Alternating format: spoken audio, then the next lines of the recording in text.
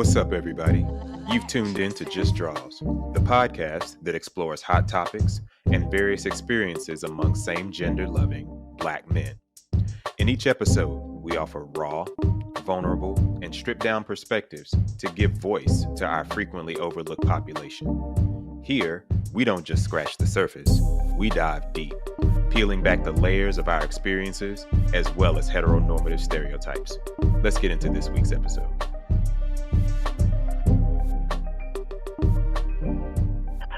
All right, good day, everybody. Welcome to another episode of the Just Draws podcast. Today it is me, Jeff, and along with me today, I've got introduce yourself, sir. Mr. Brandon on the scene. All right. So tonight it's just me and Brandon. We are doing another duo. This is a duo series that we're still doing here at the podcast. So tonight our episode is going to be talking about our experiences with coming out and how, we've navigated that as gay Black men in America. So I want to talk about first when did we figure out or know we had a attraction to the same sex. I'll say for me, I feel like I knew at a very, very early age. Maybe I want to say probably as young as like maybe kindergarten or first grade that I kind of something was a little bit different, and maybe it could have just been I had I remember having a best friend, and I don't think I was like attracted to him in a way that it was considered I guess for lack of a better word like romantic at that age. Right. Just knew that I liked hanging around him and being around him, and we just used to talk and play, just innocent, oh, I like this other boy or whatever, but never in a way that I thought was any type of physical or any type of what's the word I want to say? I'll just say it. Nothing, sexual or anything. Right. That I knew that this person, I like to, hang around. And then it was like for a kid. It's like just like as a kid would like. And I think once I kind of gotten a little bit older, I'll say maybe definitely by the time I feel like the puberty kicked in. So for me, that would have been around like fourth grade. Once the field, the grass started growing on the field for me. Around that time, I think I realized that something was a little bit more different. Because I found I can distinctly remember at that age, like flipping through like the Sears catalog or the JCPenney and then get into the underwear section and then it's kind of and just kind of like wondering, and people could say that and just to kind of give some back story, my parents had gotten divorced when I was around kindergarten age, first grade-ish, and I really didn't have a lot of male influence or not even really seeing other males, on a regular occasion. Like once I left, it was just me and my mom. And so I think there was probably some curiosity involving like, I don't look like this other big boy, for lack of a better term, or this man, I guess I would have been in fourth grade, so I'm wondering like, well, is my body going to look like that, one day? And I actually kind of like the way this looks, but I don't know how to explain it. I didn't have the words or the vocabulary at that time. So I would say for me, I definitely noticed it, early on, before puberty, and definitely got a little bit more of it, once puberty hit. And I think as I turned into a teenager, it matriculated a little bit more, but I still didn't know what it meant. I still had an attraction to girls. I still had who I would consider to have been a what I want to say, girlfriends or girls I had crushes on. Definitely when I was at that age too. But also, I always felt like there was a little bit something different about me during that time. So I'll say that fourth grade, once puberty hit, definitely could tell that there was something different going on for me. What about you? Yeah, I would say probably about around the same time. Like I don't remember like ever thinking anything like younger elementary school age, like kindergarten, first grade, all of that. By the time like the more puberty age, fourth grade, fifth grade, that around that time is when I started noticing whether if I thought like another boy in the class was cute or something like that, like and it may not even been in that way. In me thinking cute, as in the term, that's just the only word that comes to mind now to use, or maybe attraction, just flat out, the early stages, I guess, of attraction, age wise. Yeah, so around that time, I had started noticing that stuff, but like just like you said, like when I was like from elementary school, from like kindergarten, all that kind of stuff, like I always had like little girlfriends in class, stuff like that. And like I was very into them, I liked having my little girlfriend in class, like write my letter, check the box, will you be my girl, stuff like that. Yes or no. Right. and that even when like that when I started to become aware of boys like that, it didn't do anything with against the girls though. Like I still always wanted, I had girlfriends and liked girls, you know what I mean?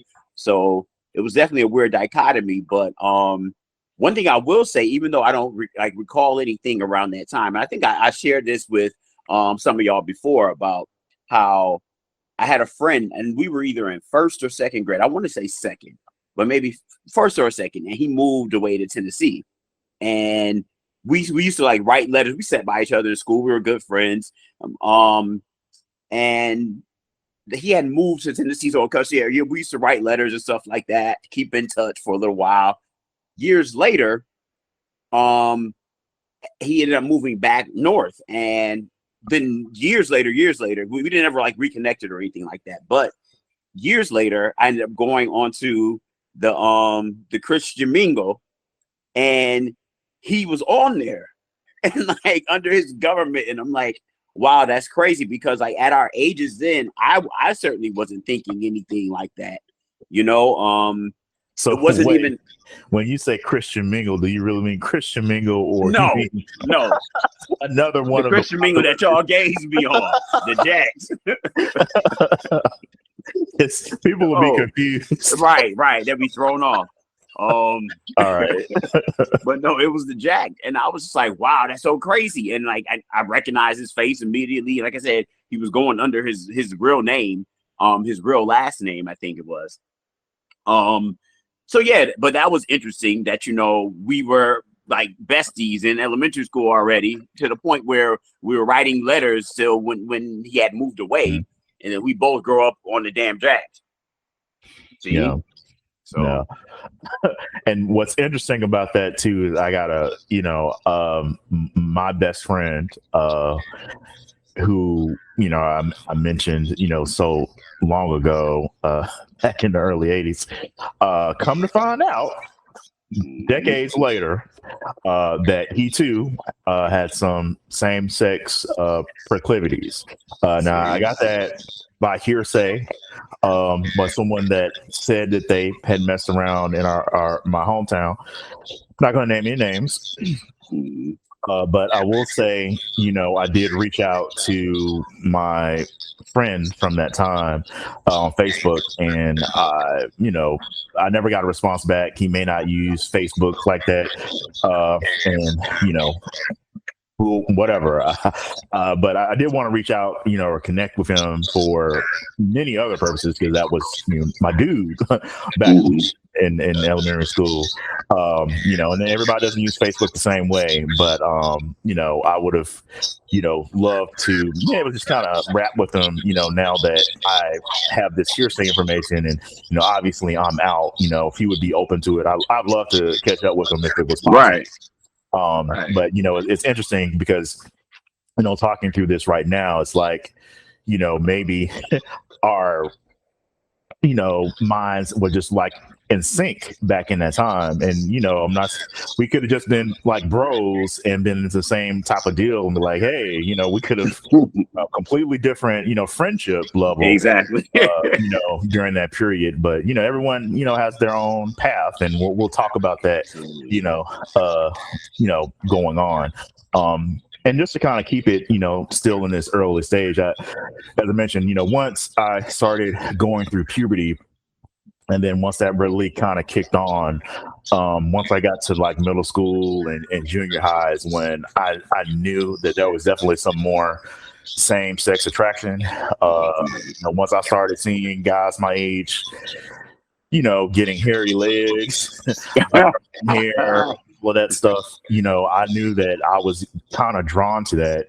But also there was that curiosity. It was like, when was that going to happen to me? Like, I'd already had, nut hair. But I wasn't like super hairy like some of those other dudes were, and I was like, am I going to end up like hairy like that? But all kinds of like little things were like going on. But back then, that age, you've got your hormones just on fire, and it's a whole lot of curiosity. There's a lot going on in your body at that time, and if you're naturally inclined to be homosexual or at least non-heterosexual, you got a lot going on.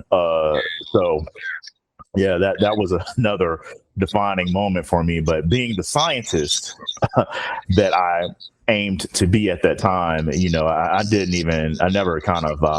never engaged with in the same-sex situation until I got to college, which was many years later.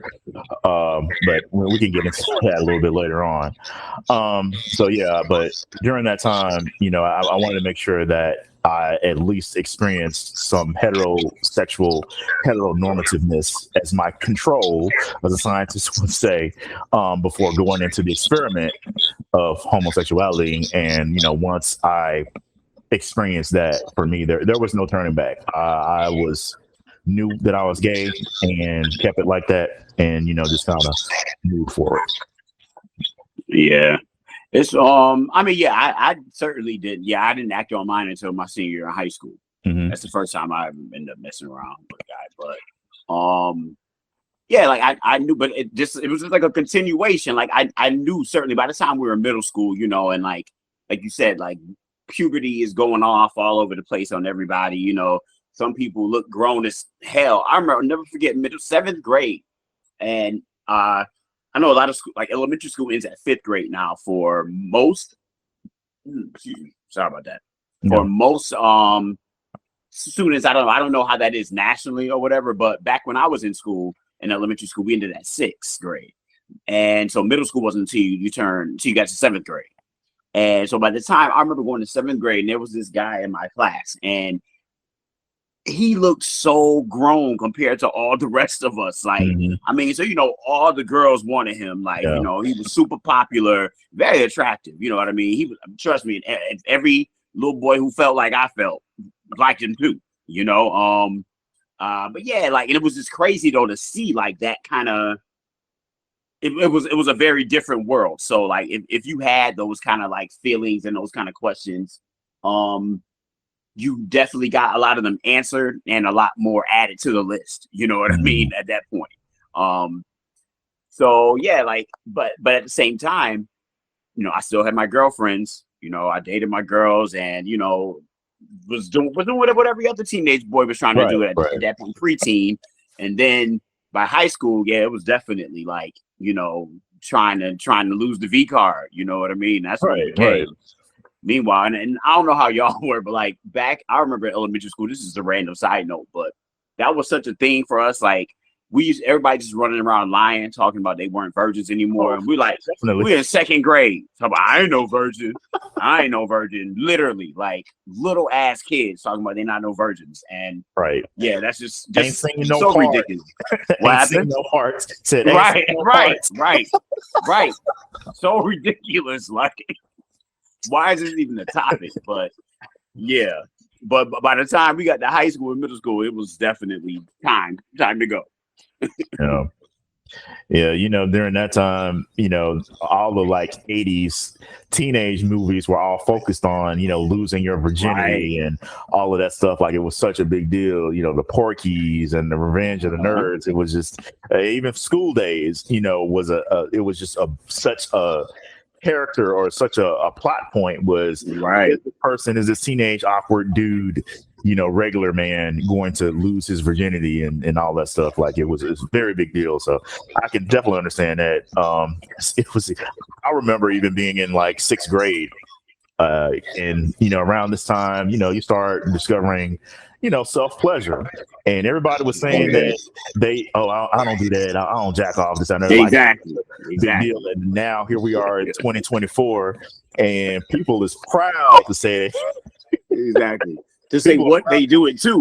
Well, like, they porn and they got toys now, what type of lube they use. They're using, special masturbation lube, that's just designed for that. Like it's crazy, but none of or what they use as lube that ain't even lube, just like different stuff, just different materials, anything that's slick that can reduce friction, whatever. I use bacon fat or whatever. You call it Jerkins, like Jergens, the brand name Jergens lotion. Call it Jerkins.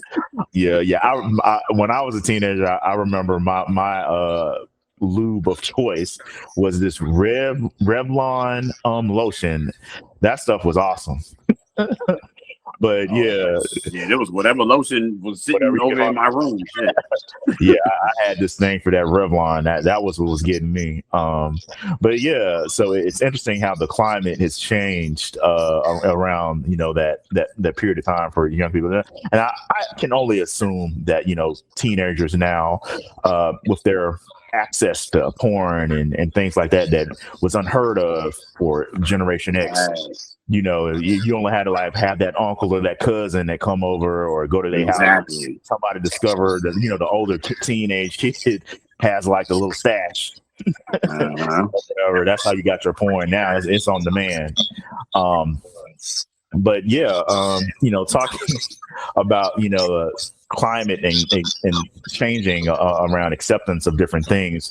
I knew back in the 80s and early 90s, people, being gay was just like one of the worst things that you could do and be, and in our lane, how we, see ourselves as being more masculine masculine, or at least not in the scene of the traditional or stereotypical gay or whatever, just kind of average Joes, as I would like to say, or the gay bro movement to a good degree. Just it was.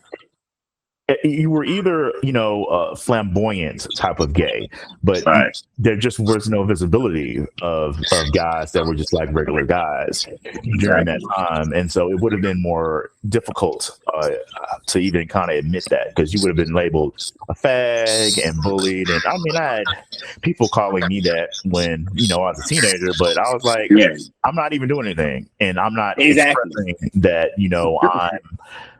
who am I being a fag with? Because anybody, that I would have been with, and there, of course, there was a couple of guys that were just, or boys that were more flamboyant, but I did not identify with those guys. I was trying to play video games and all that other little stuff. So the few times that guys or people that called me that, I really didn't put too much into it. It was like, no, I'm not, and just kind of move it, and it was just like a big slur, just because for me, I could say I was geeky, smart.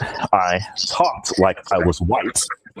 What that means, whatever that means, so I kind of felt like people felt like that was their way to, dig at me, because they couldn't deny that I was, a geeky, smart guy. Or so if they had to find something, then okay, well, that's it. I'll be that for this, 3 minutes or whatever. But clearly, I'm not doing anything with anyone. So what's the issue here? Well, you know what? Just to kind of like add on to that, what it was probably based around, because like you said, you by that time your parents had divorces, so you didn't have male role models around like that. Yeah. So it was probably just you unintentionally and very unawarely picking up just like smaller mannerisms that people would associate with women. You know what I mean? Like things that were called, or back in that time they called it girly. You know what I mean? Or he acting girly or something like that. So it might have just been stuff like that because I feel like a lot of times, and specifically, since you pointed out, you know, how like there were the couple of kids, a couple of boys who were like really, really feminine, and you know that you were like them, you didn't identify with them. So it's like that it only supports the idea that it was just things that weren't that you weren't conscious of. You know what I mean? That were just small behaviors. You know what I mean? And that's why you ended up getting those labels. You know what I mean? Because I get it. I had the same thing happen too with things, and I'm like, and I certainly knew boys who were once really, really girly. You know what I mean? Like, and you know, friends even, but you know, at that age, like, and especially if it's neighborhood wise, at least in my experience, like, pretty much all the kids are friends, even if some are better friends to others, and sometimes there's bullying going on. There's still that, like, you're young, so kids don't really take as much stuff to heart. So it's like, so the same kid calling somebody the F word one day is also at the kid's birthday party. Right. You know what I mean? So it was kind of like that kind of thing where it's like you don't necessarily understand why, but it's most likely you just unconscious. Yeah. No. How about you? What do you see as like any type of differences between if, say, you were to acknowledge your non-heterosexual side at that time, or, you know, at least earlier on before you came out, like, let's say, like post, like a puberty era, or even that around that time, like, do you think that you would have had like the vocabulary to express it like that, or? Now, I mean, not really. I feel like it was such a thing that nobody wanted to, you know, like nobody wanted it, you know what I mean, in that age. So it's like you didn't want to be that. You hope that it went away, but you know what I mean, like. So like, no, at that age, no, I wouldn't have had the tools. I can't fathom having being able to use those tools at that age. Like, no, and which is why, like, I really, like, I mean, my heart kind of goes out to those kids who were like really, really girly boys who like couldn't help it at all, and who really caught the brunt of that kind of stuff. Like, who didn't have. I mean, yeah, like, who just couldn't hide it, so they had to take those jokes all the time, day in, day out. You know that they like, learn how to fight. Imagine, huh? They learn how to fight and throw hands, if nothing else. Right, better. But yeah, so like, no, I don't think I would have had the tools. I think that by the time I was, nah. I mean, I was still had way too much anxiety over it, and even like being in a you know, like, well, for me personally, it was like a performing arts school, so like everybody already has a stereotype in their head of what goes on. They think we're all dancing on the lunchroom tables and stuff like that, and you know, all kinds of craziness going on. But it wasn't like that. Like, you still had, like, I mean, you're, you know, just like typical kids. It was just an art school, you know what I mean? So like, even like in a whole art school with a dance department, you still only had a couple of like obviously gay kids in the school, you know, like, so it didn't create that space that people think would be like super welcoming of gay kids, you know, or anything like that. So overall, I would still have to bank on no. It took me much longer. Much longer. Got it. So, you know, let's fast forward a little bit. So, you know, we're talking about coming out. So in order to do that, you have to kind of come to terms, you know, with your sexuality and kind of, you know, go through the process of self-acceptance. And, you know, as I mentioned earlier, I, started or had my first same-sex sexual experience in undergrad. So by this time, I'm around 20. No, I think I was like 21. 21. I just turned 21. So for me, I guess junior-ish year of undergrad. Yeah, it definitely was my junior year. Now I think about it. So, having been dealing with that aspect of my life since that time, I had gone through this process of, dealing with that myself and, going through the paranoia of, thinking, does that person know? Does that person know when I walk down the hallways and on the yard and stuff and in college, and also in other parts of my life past that, having dealt with boyfriends and situationships and things of that nature, I got to the point where eventually I was like, all right, I know I'm gay. I know I'm a man. I am a man of a certain age who does not have any kids. I'm a man of a certain age that I don't believe anyone would have been able to associate me with a female to say, oh, yeah, that's definitely Jeff's girlfriend or, this, that, and the other, or he's really into her. I didn't have any of that going on. So during that process, we fast forward a little bit more from the undergraduate years going into, being an adult. I made the decision to come out when I had accepted the fact that I was pretty much independent and I didn't need anyone, or I felt like I would be okay walking away from all of my friends and family that didn't already know, to be an official coming out in this period. So what I decided to do for me, and this is what I did, and maybe not what everyone else needs to do. When I was like 38, I felt like I wanted to do this, and I went through this process of making sure that I was financially good, that for what I felt at the time I was socially good, so that on my 40th birthday I would do this official coming out thing. I remember. Yeah, I typed out a letter probably a good 2 weeks before that day.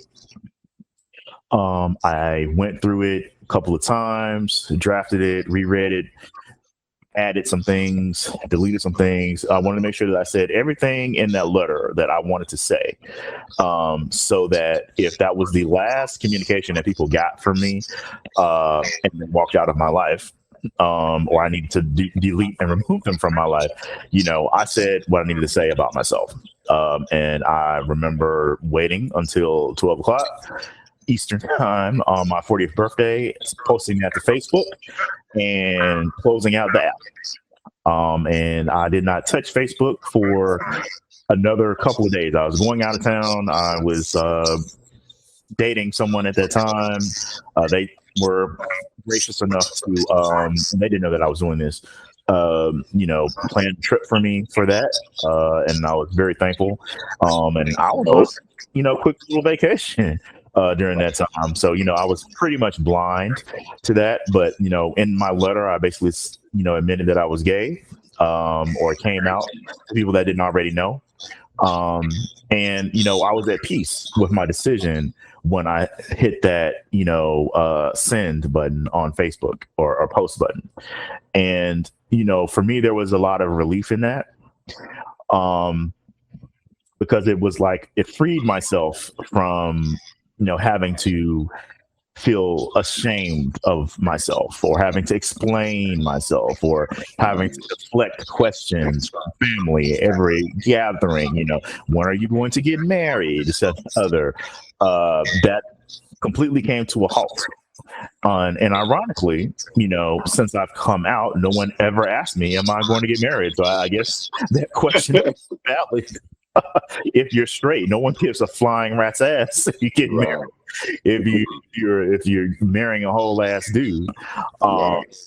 But yeah, so that was my coming out. The reactions that I got from friends and family were positive. If there was anything negative, I didn't see it. I got text messages and DMs from cousins I had not talked to or seen on any regular occasion. That was positive. That was empowering. It made me feel like I made the right decision. The only negative thing that I can really kind of say, which really isn't negative, but I kind of accepted this or expected it. As far as my mom goes, she accepted it. We don't really talk about it anymore, but I don't hide the fact that I'm gay. If I'm with someone, I'll mention that person by name, in her presence, because, I'm not going through that process of hiding someone again. But I also don't get asked, much about my love life, my trials and tribulations. Exactly. Does not know the joys or the heartaches that I have had to deal with, and the times I've had to cry with on nobody's shoulder. And that's kind of hard, to kind of go through those things when you're in the closet. But you'll have friends that you can kind of tell, hey, this is what's going on with me and this dude. Me and dude broke up. He did this, he did that. And, but there's this emptiness when you don't have that, support from, people that have known you literally your whole life. And for them to not be, that concerned, and I'm not singling out, my mom or anything. I mean this in general, as family, people don't realize, the struggles that you go through as a closeted person that still has had relationships, significant. Like, I've been in relationships that have lasted, 4, 5+ years that, for all intents and purposes, I would have been probably married and divorced, and would have gotten support, through those marriages or / divorces, that I'm just not getting through with my family. And, that's a little disheartening, but again, considering the generation that my parent is from, I don't put those expectations on her. What I'm saying is, it would have been nice, but as a requirement, my mom supports me in everything that I do. I don't think she could be prouder than she is with me right now. So, I'm okay with that. I'm not gonna be like, my mom, is my mom. She's been, my mom forever. I can't expect her to change her views on certain things at her age. And I think it's unrealistic for anyone to kind of expect someone to kind of change their direction. And I don't ask her to do any of that. I get what I need from my mom. Support in other ways. So her not being all that worried about my love life, I can accept that. I can be fine with that, and let that move forward. But in general, steering this back to the point of coming out, I felt like it's been positive, and ever since then it's been freeing, and I don't have that over my shoulder or something that someone can use against me. Or it's let them spray with your own teeth. Yeah, I'm living my best life. I'm controlled that narrative. And I'm happy with life right now. So I only wish that I had the strength and courage to have done it earlier. I really do. But everything comes in its own time, and my 40th birthday was my time. If I felt like could have gotten that support earlier, if I felt like I'd gotten that, I always knew we was waiting on you type of deal, that would have been okay. But I kind of, on one hand, I kind of feel like if people that say that I always knew and I was waiting on you, I feel like for me and my personality, I would have rather you give me the safe space in a way that you knew that I was gay, but would have given me, hey, is there something that you want to tell me or something you want to talk about? Or, I'm here for you. I'm going to support you through anything. It really does not matter. If you could have given me that The olive branch. yeah, and I could then take that and accept it in a way and process it myself where I felt like I was comfortable to, explain or come out to you ahead of time, that would have been great. But, can't change, the path that I was on before. But, this is for anyone that may be listening that, if you've got a kid or, nephew, niece that you may think that, hey, they're gay, but I don't know if they are comfortable with telling me. I think it's better for you to give them the option to come to you with that instead of waiting on them so they can kind of make that decision on their own. If they want to come out to you and just be supportive, let them know that you would be supportive, in them revealing whatever they need to reveal to you, even if already that they are gay. I think that support would go a long way. Right. Yeah. So, I mean, that was my experience with coming out and my little soapbox on. Nah, it's your experience, your story. Yeah. So, take your soapbox. Yeah. Everybody else gets one. Right. I'm gonna step off, and I've talked a lot now. I want to see what your thoughts or what your experience was. When you shared your sexuality with friends and or family. I'll never forget it. It was my 31st birthday. And I ended up texting. I did group texts with, well, not with my family. I texted my mom directly. I think I texted my sister directly. And then with my friend circles, I sent them, well, like y'all already knew, obviously. So like then I had like my 2 college friend circles. So I texted the one circle that day and I texted the other circle and let them know. And it wasn't like I mean, it was varying degrees of, receptiveness and response amongst the different people. But overall, like, I mean, I can't say that I had any kind of traumatic experience at all. It was very positive. It was accepting. Good. Excuse me. Yeah. And trust me, it's not lost on me that I'm very lucky in that way and blessed in that way, because I know so many people don't have that same story to tell. Right. But yeah, I don't really know exactly what the impetus was, except I guess I just felt like I had just gotten tired of, I guess, a few things. Like for one, like my one circle was like everybody was straight except for like my ex and I, you know what I mean? So like, and I ran with them more, like as far as like doing like travel and, going out and all that kind of stuff, being in the street and stuff like that. So, and as we started getting older, everyone was starting to get coupled up, and we're on these trips for the weddings, the destination weddings here and the one in Jamaica, and then this one and all this kind of stuff. And so everyone is coupling, like significantly coupling, like marriage, you know what I mean, at this point. And like, then, the next step is family and all this kind of stuff that's coming with that. And so you start to see the changing of the dynamics in the relationships in the group, which is just natural, like, but prior to that, I mean, clearly, okay, so like I said, the first time I messed with a guy was in my senior year of high school. That guy obviously went on to become the ex that you know of, who I was with throughout my 20s, off and on. And when I was 31, the year I turned 31, so it would have been the top of, I was still 30, but then my 31st birthday in August is when I actually told everybody. But at the top of that year was like the last time we had any dealings. And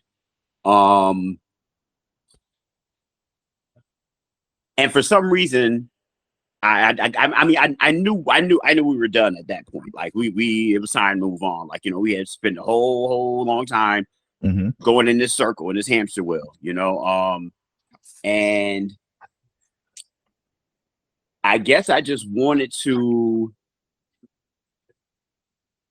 I guess feel like I was opening up, like fully opening myself to moving on. So that's why I ended up sharing it with people, because I'm like, it wasn't like it was a new revelation. It was just new for me to verbalize it to them. You know what I mean? Like, I had been with this man the whole time, closeted. I didn't add that part, so, which is very significant to the story, because it was a very, like, our friends did not know we were a couple. Having known each other for as long as we did, everyone just thought we were, you know, friends in school, you know. They didn't realize that the reality of the relationship. And now, you know, much later, some people started saying like that, you know, towards the end, they started kind of picking up on certain kind of things, or like having their suspicions and stuff like that, all that, whatever. But yeah, and surprisingly, after that, or that time period is so convoluted, but my point is, like, I had even started like dating women again, and like dating. I wasn't intimate with them, like but I started the dating process, and it was genuine, like, because I knew the perils of, or just like I knew what it was like being with the guy like that, and I knew the hurdles that came, and they were also associated with, you know, the extra hurdles that come with being closeted. You know what I mean? You don't have a support system because nobody knows, all that kind of stuff, and I just knew I also knew what it was like having a girlfriend. You know what I mean? And dating a woman. I knew what that feeling was, and I knew I liked that feeling. You know what I mean? I liked being with women like that, like romantically. I always liked that dynamic, but I also knew that, you know, that I had dated men, or, you know, dated a man for a very long time. So it was a very, very weird space and time for me.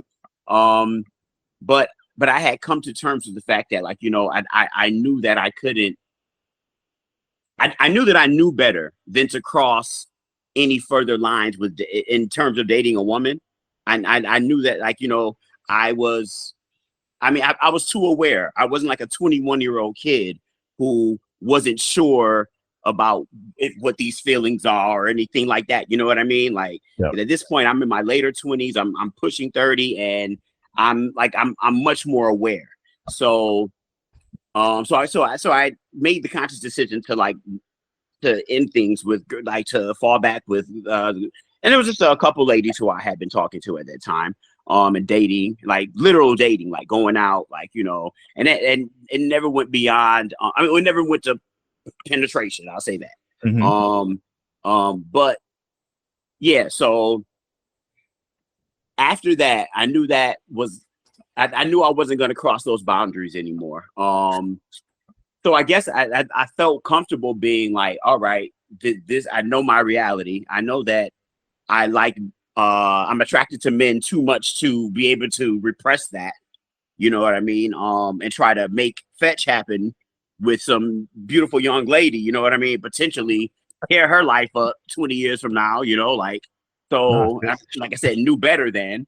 So yeah, so I guess I felt at that point, I felt like, okay, this is my reality. I know full well I'm comfortable with it, but regardless of what the optics look like at times, and for people who might say, like, how, you know, oh, how did I even not know, or all that kind of stuff. It wasn't even about that. It was like literally liking what I was. I wasn't doing it for the facade at that point. I can say that, you know what I mean? I wasn't doing it to keep up with the Joneses or to present some kind of image, but bigger point is I knew what I knew when I knew what I knew, and I felt like I knew that it wasn't going to be a big deal for anyone. Like, that hurdle was mine. That was my cross to bear. You know what I mean? And then even, you know, years of working in the arts and being a dancer and an actor and doing theater and all that kind of stuff. Like, I think it almost pushed me. It definitely did. It pushed me further into the closet as far as me becoming comfortable with myself, because once again, like I'm always talking about, the lack of representation, and all I saw was one dimensional. Like, I mean, outside of, I mean, I just knew that I didn't relate to the gay guys that I saw and that I interacted with and I performed with and I was friends with, you know what I mean? Like, yeah, I didn't relate. And there's nothing wrong with that. Right. You know what I mean? But that kept making me, it made the struggle to become comfortable with the idea of coming out that much more difficult. You know what I mean? Yeah, so like I said, by the time I was turning 31, so I said this was going to be the day. And like I said, it was all my cross. It was all my weight, because I mean I knew it wasn't going to change any dynamic with my family, with my friends at all. And you know, I'm not. I mean, I'm smart enough to understand how my masculine privilege, has worked for me in general in life. So I didn't have to take on any fears of being gay bash, you know, like in the street somewhere. You know what I mean? That's never been a hurdle for me. So but the one thing familiarly I will say that I hung on to for so long was my grandmother had never had, well, my mom was the fifth out of six of my grandmother's six kids. And outside of the firstborn, like I said, my mom's the fifth, my aunt was the first. So her son was the only grandson who had, you know, grown up, gotten married, and done things like the quote unquote right way.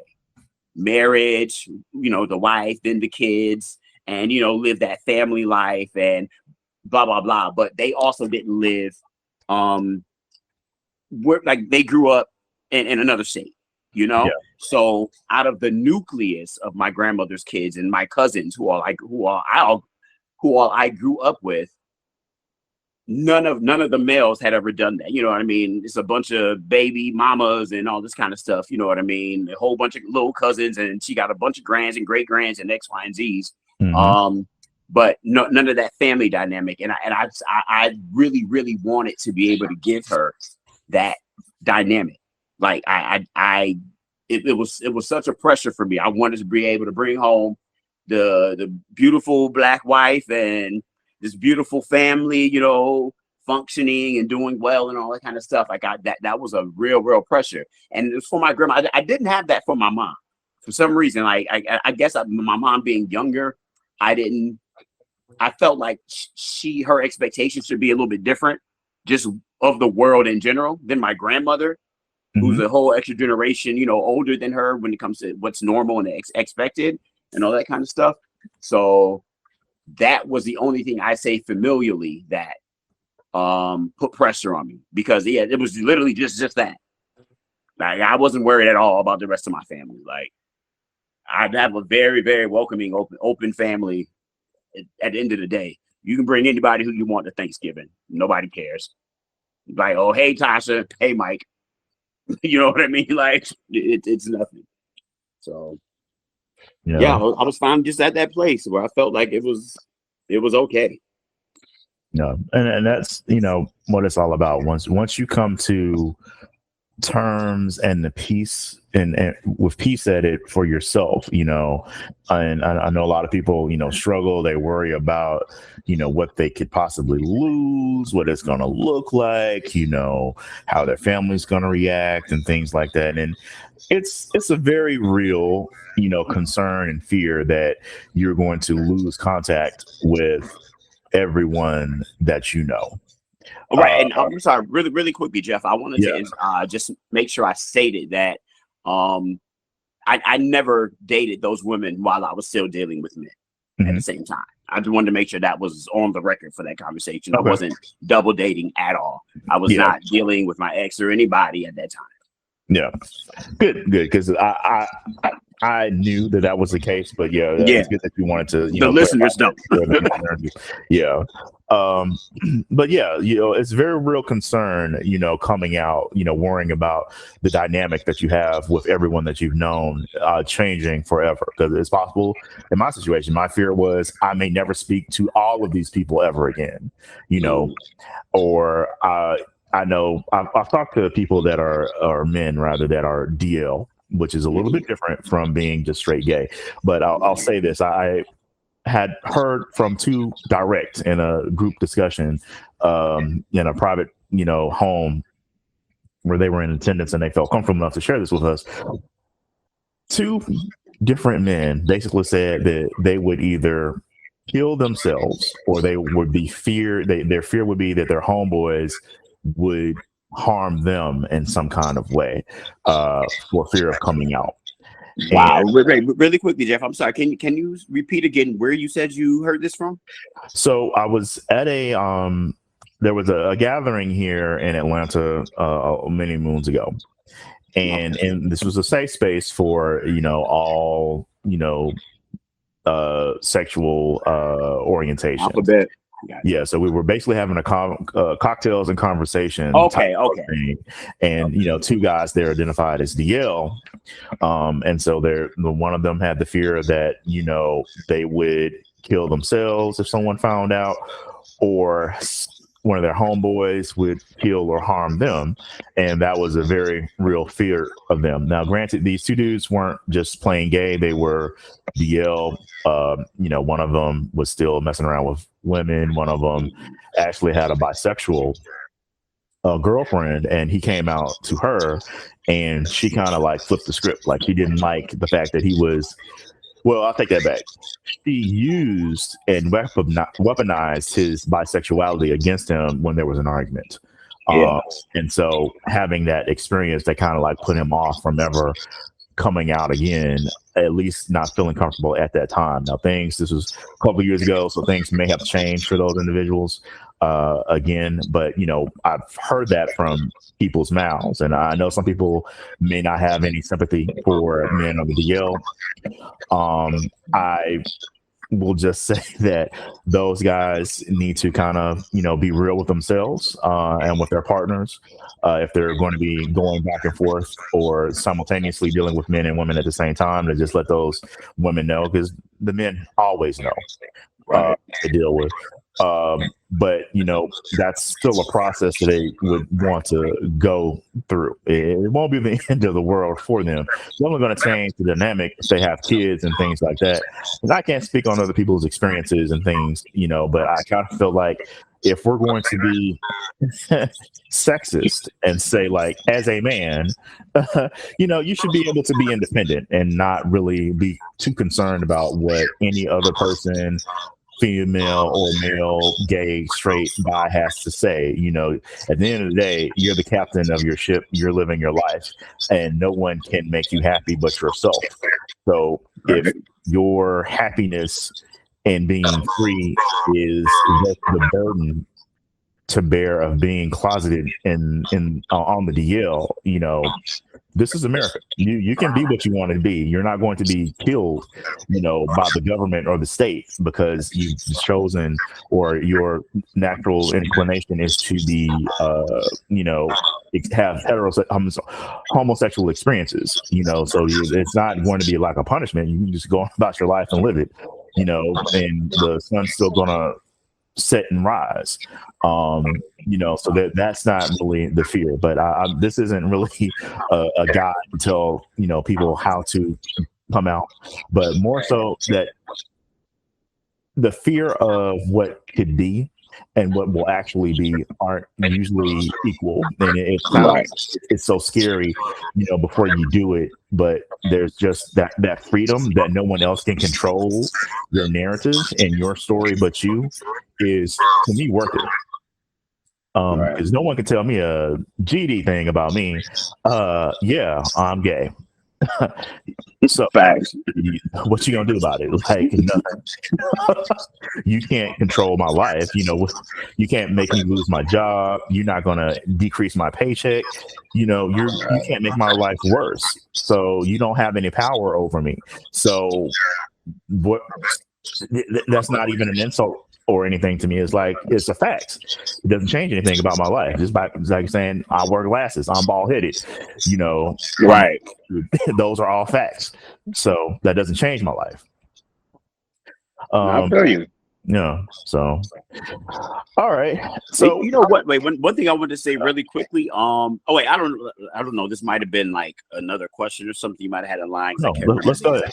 Yeah, just but no, as far as like, you know, reception and all that kind of stuff, and you know, everything was fine. Like I said, everything was fine. It's the whole "I love you," all that kind of stuff. Like, okay. You know, blah blah blah.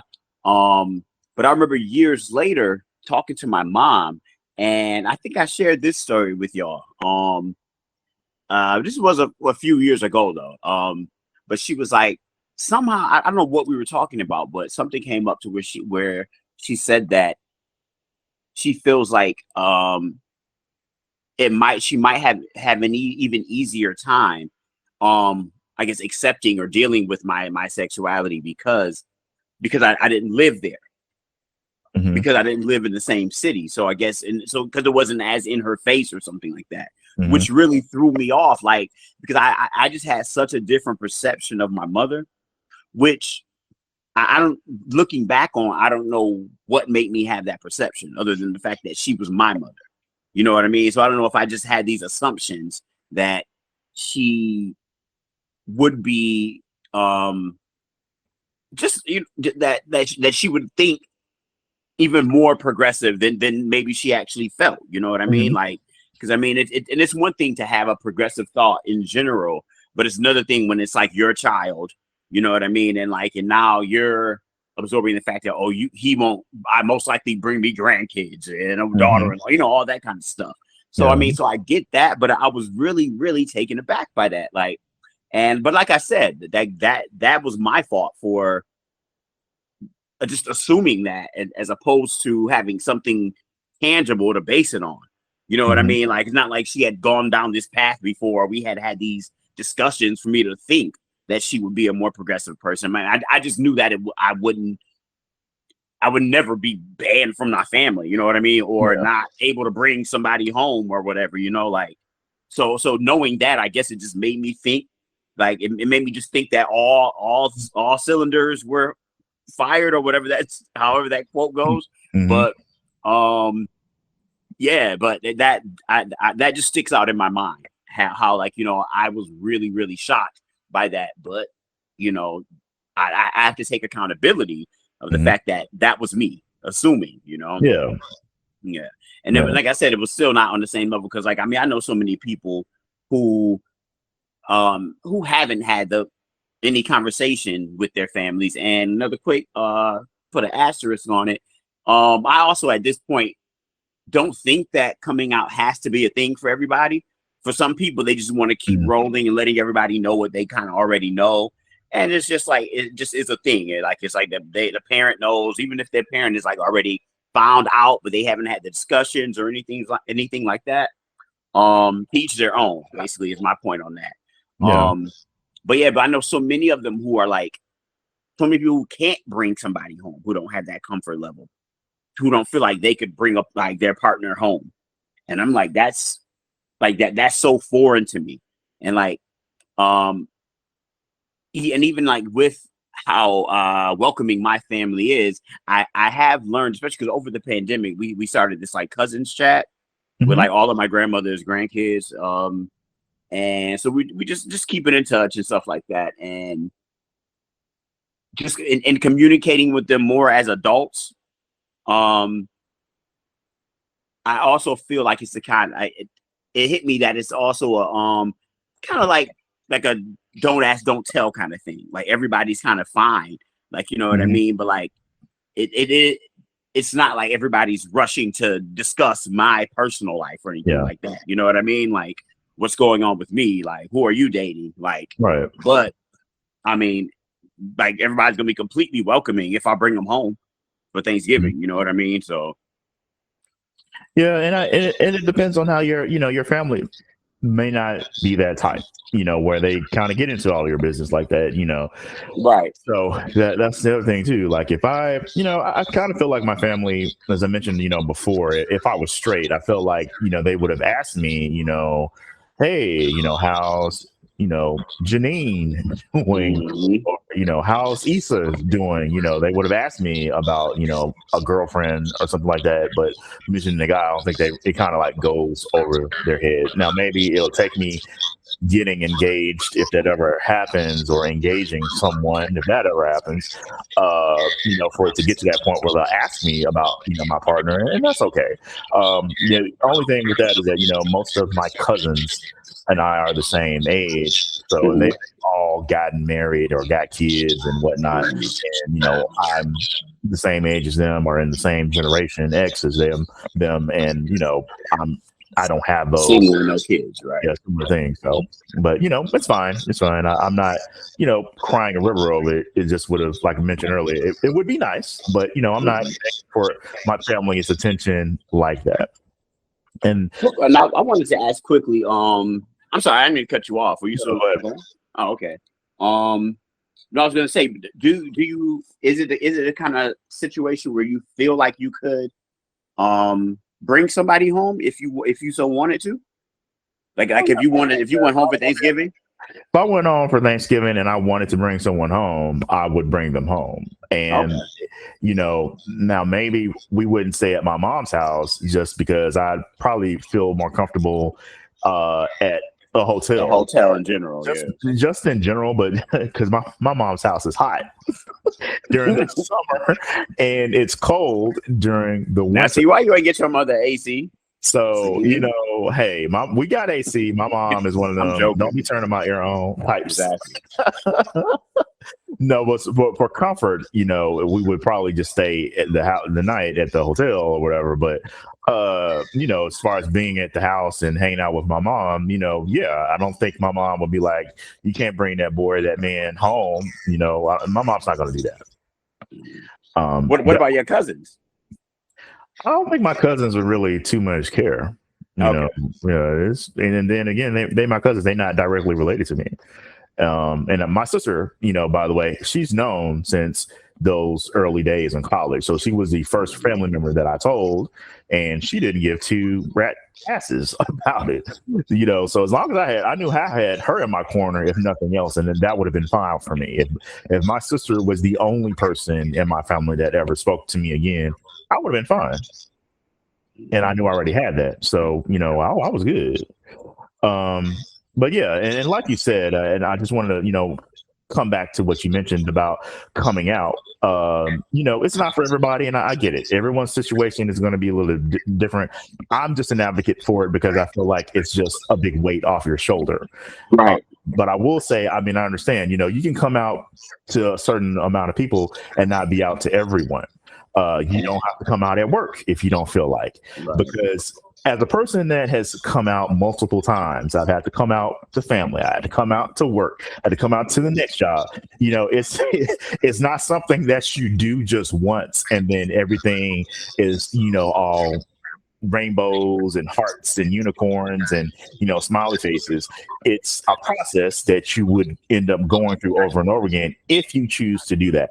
I chose to come out at my jobs where I knew that my employer was welcoming and had policies in place where I could not be discriminated against because of my sexuality. And I do feel, again, like you mentioned, I have a little bit of a taste of a drop of masculine privilege. Stop it.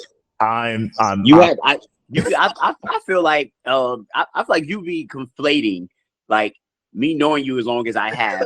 I feel like you be conflating the idea of masculine with thinking that it's like hyper masculine or some toxic masculinity. I'm like, no. You don't, like, if the way you move through day-to-day life, if you didn't choose to share your sexuality with people, you would be presumed straight, walking through life, like going to the grocery store, going to the gym, like having conversations with people regularly and randomly. Like, you would be presumed straight unless you decided to share that kind of stuff. That's all that means when it's like natural masculinity. I'm totally with you, man. I'm being facetious here. But I recognize that I do have masculine privilege where I'm controlling the fact that if I choose to tell people that I'm gay or not. But I feel like, again, as a part of what, we wanted this podcast to be about, it's all about visibility. So Absolutely.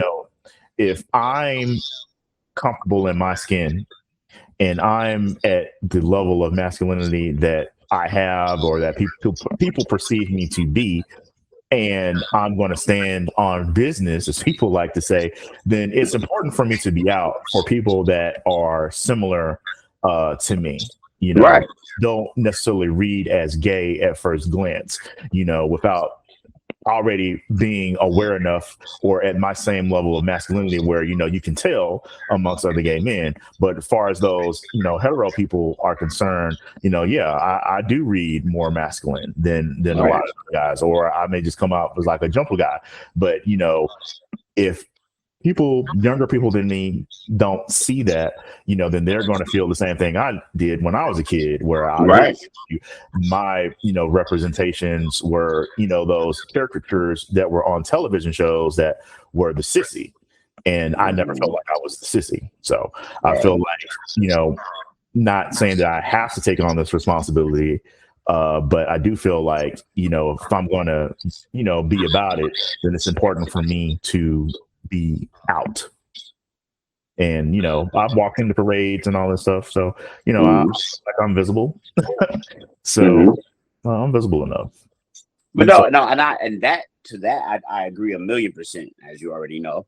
But and speaking of like that was a big thing for me when it came out, because at the same time I came out to like the people who I was close to work. Basically, I mean, I was cool with everybody at work, so I came out at work too at the same time, and and everything was fine. Like, I mean, but at work there were lots of gay people, you know what I mean? So like, what wasn't a new thing, but of course, once again, not very many like me, you know what I mean? Like none like me at all, to be quite honest. But one of the other things about that is it's not only just the weight off of my shoulder, which is obviously the most important part, the weight off of that, that person's shoulder. But another, like, one of those other added perks that I really love is when like you get to challenge somebody's built-in misconceptions.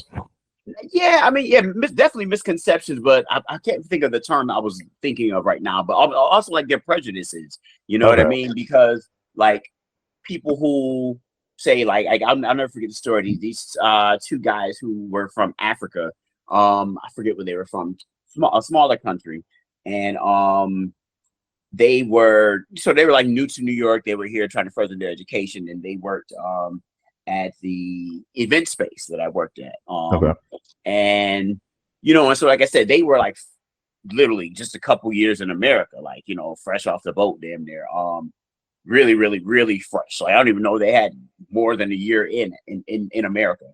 And like, so like their perceptions and like what they thought of as gay, and having conversations with them, like, because I mean naturally I'm one of the few black people there, few black guys especially, and so they naturally link to me like, hey, black guy, what's up? You know what I mean? Like, so and getting to know me and stuff like that, and getting cool with me, and then like a random conversation comes up about something about gay, maybe about a gay person, and one of them says something about like, oh, I'm not cool with that. Like, I don't like that. I don't like gay people or something like that. And then when I get to tell them, I'm like, yes, you do, because you like me. You know what I mean? You fuck with me. So like, you just, like, yeah, you do like gay people. Like you just didn't know that, like, because you had like a idea in your mind. And so it's that kind of stuff that like ends up opening people's minds, because they had such tunnel vision about what something was. And not to say that it sugarcoats their immediate their other perception of like, oh, I don't like gay, in the way that they associate gay, but so it's teaching them that, like everybody else, gay people are not a monolith. The favorite terms, right? They're not a monolith. You know what I mean? But it's true. And so and like prior to that, they didn't have that concept. You know what I mean? Especially a Mhm. black guy. Like, you know, they thought that was some stuff that they saw white people doing on TV, or you Right. know, or at or in like the gay neighborhood in New York, in the neighborhood or some shit like that when they were Right. walking to the train. You know, so you know the other small little things are nice little accoutrement. Yeah. Yeah. All right. Yeah. Again, this is just a conversation for us to just kind of talk and chat about, what we've experienced and how we see things going. And I'll say for me, as far as where I'm at now, again, I'm in a good place in my life. As I mentioned, coming out is a thing that you can choose to do, and I've done it multiple times as far as work and or reminding people that, hey, I'm a gay dude.